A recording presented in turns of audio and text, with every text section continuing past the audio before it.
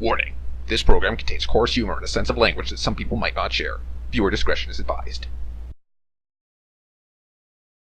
Viewer dissection is not advised. I was picking at the cracked paving stones with my shoe and staring aimlessly at the clubs building. Just a few more seconds before I have to come up with some decision. That's when I recalled myself rolling in the grass, weeping. I cringed in disgust. Perhaps it's another instinct. When all energy for whimpering and self-pity is used up, the body either goes into hibernation or mobilizes its reserves. Mine seems to have chosen the second option, because out of the blue, I found the determination to figure out what was going on. And in order to do that, I had to act like a man, like a human, to maintain the dignity and representation of my own world. I followed the path to the left, on the right of which stood small cabins, apparently the homes of the local pioneers. Actually, they looked quite cozy from the outside. Even though I was born in the Soviet Union, I had never been part of the children's organizations, neither the pioneers nor the younger October children. I imagine the daily life of a typical pioneer camp a bit differently. Huge barracks with long rows of metal bunks. Wake up at 6 o'clock, played by a siren, 1 minute to make your bed, then join the formation at the drill square. Or wait, could I be confusing it with something else? Suddenly, something struck me on the back. I struggled to remain on my feet, turned around, prepared to fight heroically for my life. But all I found was another girl standing before me. My mouth hung open in surprise. Pick up your jaw off the ground. I closed my mouth. The same pioneer uniform, but the way she was wearing it looked, let's say, provocative.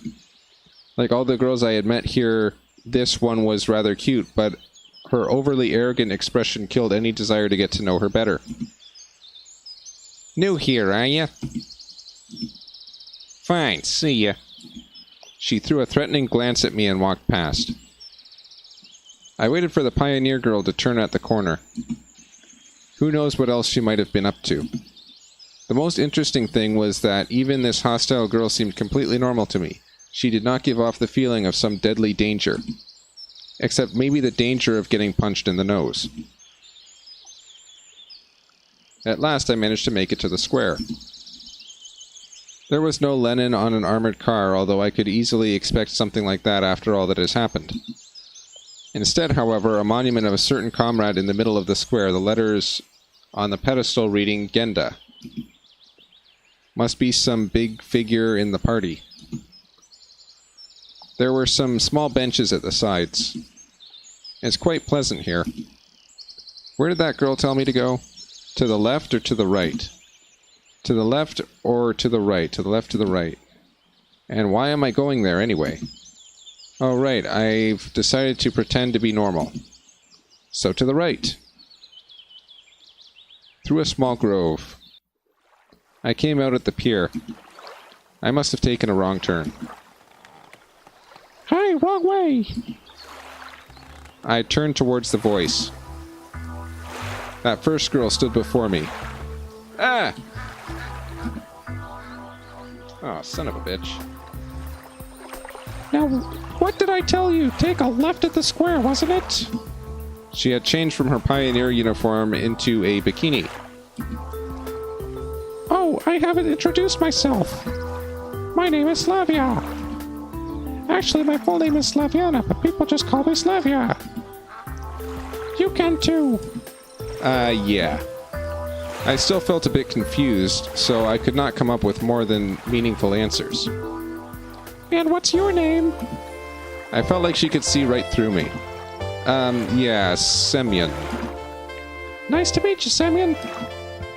Alright, I'm almost done here. Could you wait here a minute? I'm going to change and we'll go to Olga Dmitrievna together, agreed? Agreed.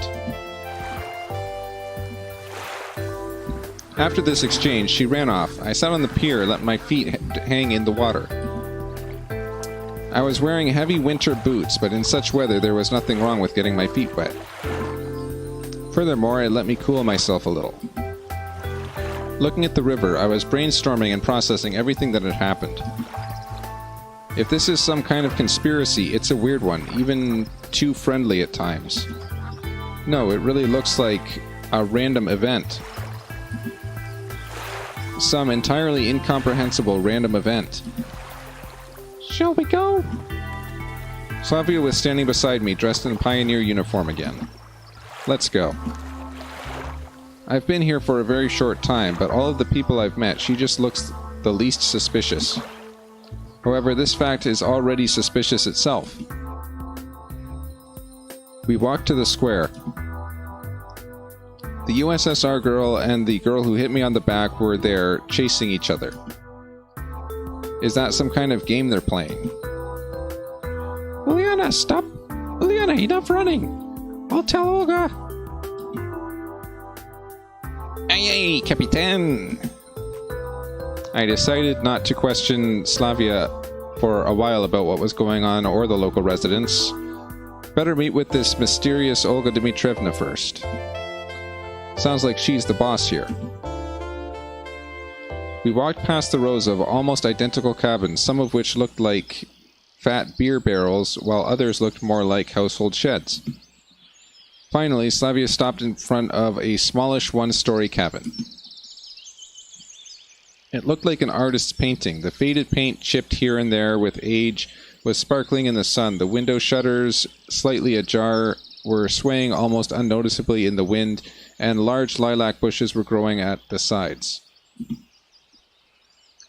It seemed as if this ramshack hut was drowning in a storm of purple silk, and the lilacs, like some elemental force, were inexorably destroying the troop leader's house.